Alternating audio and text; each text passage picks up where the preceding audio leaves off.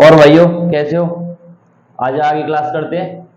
देखो टॉपिक है हमारा work done in rotating a dipole placed in uniform electric field. ये वाला टॉपिक है, कल पढ़ा था। जो हमारी प्रीवियस वीडियो थी उसमें पढ़ा था हमने डाइपोल के बारे में।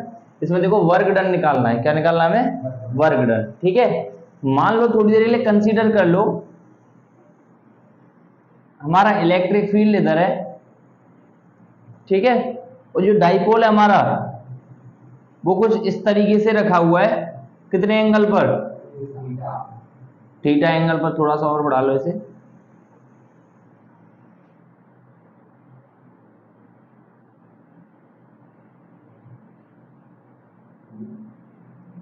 कितने एंगल पर? थीटा एंगल पर रखा हुआ है। कितने एंगल पर रखा हुआ है? ये थीटा एंगल पर रखा हुआ है। ठीक है, कंसीडर कर लिया हमने। ये हमारा डाइपोल है, कितने एंगल पर रखा हुआ है? थीटा एंगल पर।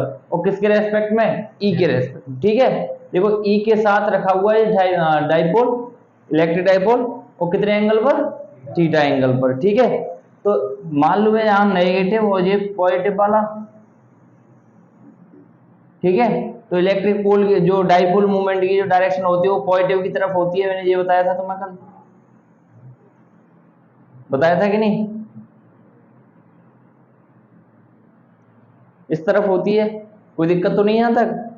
अब क्या है कि बोल रहा है अगर मान लो थोड़ी देर के लिए, मान लो इस डाइपोल को घुमाया जाए।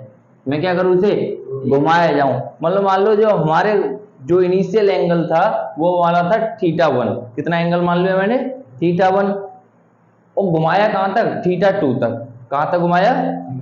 थीटा 2 तक। जैसे मान लो थोड़ी देर के लिए यहां पर हमारा डाइपोल था, यहां एंगल कितना था? थीटा 1। और यहां तक पहुंचते पहुंचते एंगल बनेगा कितना? थीटा 2। कितना एंगल बन गया हमारा? थीटा 2।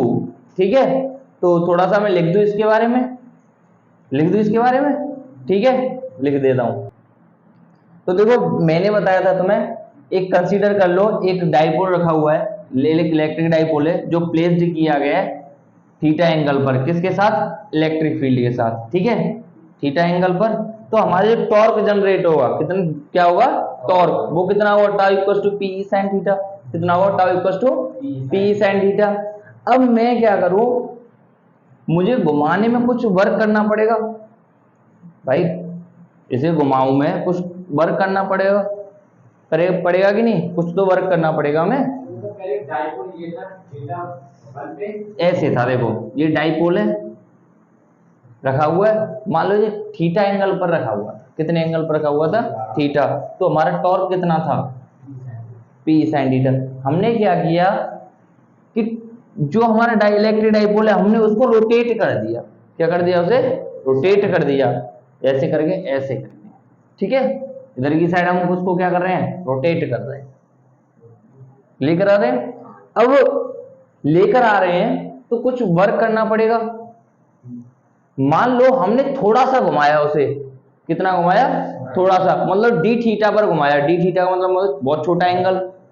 एक छोटा एंगल पर घुमाया तो हमें छोटे एंगल के लिए छोटा वर्क करना पड़ेगा। तो डी डब्ल्यू, कितना वर्क करना पड़ेगा? D W. जो एंगुलर वर्क का फॉर्मूला होता है, तुमने पढ़ा होगा प्रीवियस ईयर में 11th क्लास में, W equals to tau theta. Tau theta. Tau theta का मतलब है torque into angular displacement. Torque into angular displacement. ये क्या है? Angular displacement. और ये क्या है? टॉर्क। ये एंगुलर वर्क का फॉर्मूला है। ये किसका फॉर्मूला होता है? एंगुलर वर्क का फॉर्मूला। तो मैंने यही तो लिखा है, छोटे एंगुलर डिस्प्लेसमेंट के लिए, छोटे एंगुलर डिस्प्लेसमेंट के लिए छोटा ही वर्क करना पड़ेगा। तो हमने क्या मान लिया? D W equal to tau d theta. यही तो मान लिया मैंने। इसको मैंने थोड़ा सा घुमाया। कितना घुमाया? थोड़ा सा घुमाया। ठीक है, अब मान लो हमारा नोड नेटवर्क डन है। So net work done in rotating a dipole, so net work done in rotating a dipole from θ1 to θ2। ठीक है, हम ये क्या निकालना है, so net work done in rotating a dipole from θ1 to θ2। ठीक है, तो कितना होगा, W इक्वल्स टू θ1 से θ2 तक टाउ डी थीटा, कितना होगा, टाउ डी थीटा। देखो W इक्वल्स टू θ1 से θ2 तक कितना होगा, टाउ डी थीटा। यही तो हो जाएगा, θ1 से कहां तक चले, θ2 तक। इसको इंटीग्रेट कर दें हम भाई, तभी तो हमारा क्या निकल के आएगा, वर्क डन निकल के आएगा। ठीक है, तो इसे उतार लो, आगे हम कंटिन्यू करते हैं। फिर तुमने पढ़ा था W इक्वल्स टू, ये पढ़ा था कि नहीं अभी, W इक्वल्स टू θ1 से θ2 तक लिमिट है टाउ डी थीटा। ठीक है, तो टाउ की वैल्यू क्या थी, θ1 θ2, टाउ की value PE sin theta D theta, यही था अभी। ठीक है, अब हमें क्या कर दें, इसे इंटीग्रेट कर दें। क्या कर दें, इसे इंटीग्रेट, तो PE को बाहर ले लेंगे, इसको sin थीटा को इंटीग्रेट करने पर क्या है, कितना आएगा, कितना आएगा भाई, पक्का, माइनस के cos थीटा। क्या आएगा ये, माइनस के cos थीटा, लिमिट θ1 से θ2 तक। PE कितना आएगा, बाहर ले लूं माइनस को। ठीक है, कितना हो जाएगा ये, ठीक है, cos θ2 minus cos θ1, limit put कर दी हमने। ठीक है, एक दिन इंटीग्रेशन का भी वीडियो बना दूंगा, उसको एक बार देख लेना तो समझ में आ जाएगा। ठीक है, W इक्वल टू कितना हो गया, P cos θ2 minus cos θ1। W equal to minus का मल्टीप्लाई करो, कितना आएगा, माइनस cos थीटा, चेंज हो जाएगा, ये माइनस का हो जाएगा, ये प्लस का हो जाएगा यहाँ पर। ठीक है, तो हमारा जो डेरिवेशन है वो हमारा कंप्लीट हो गया, और ये फॉर्मूला हमको ऑब्टेन हो गया कि नहीं। देखो यहाँ तो कोई प्रॉब्लम तो पूछ लो, कोई डाउट है, सब क्लियर है। ठीक है, तो नोट करो इसे। देखो ये क्वेश्चन है, अभी ये क्वेश्चन करेंगे, अभी मैंने डेरिवेशन कराया तो इसी पे क्वेश्चन है ये, कैसे हंस रहा है भाई देख ले, W इक्वल्स टू, हाँ हंसने लग रहा है, cos θ1 माइनस cos θ2। ठीक है, P, ठीक है, cos θ1 इनिशियल एंगल है ये, θ1 के साथ इनिशियल एंगल, तो इनिशियल वैल्यू कितनी है,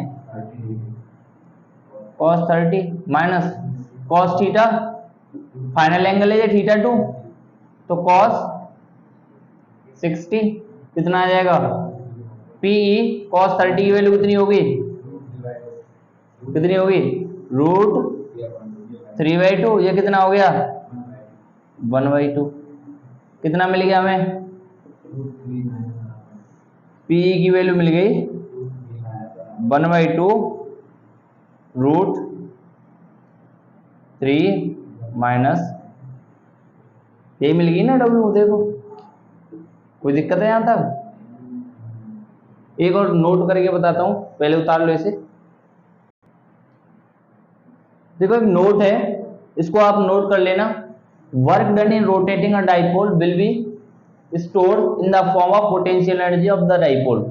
इसमें क्या है कि जो वर्क डन हो रहा था ना, हमारा जो फॉर्मूला था, हमारा जो फॉर्मूला क्या था, W इक्वल टू PE कितना था, cos θ1 माइनस cos θ2। 2, यही फॉर्मूला था।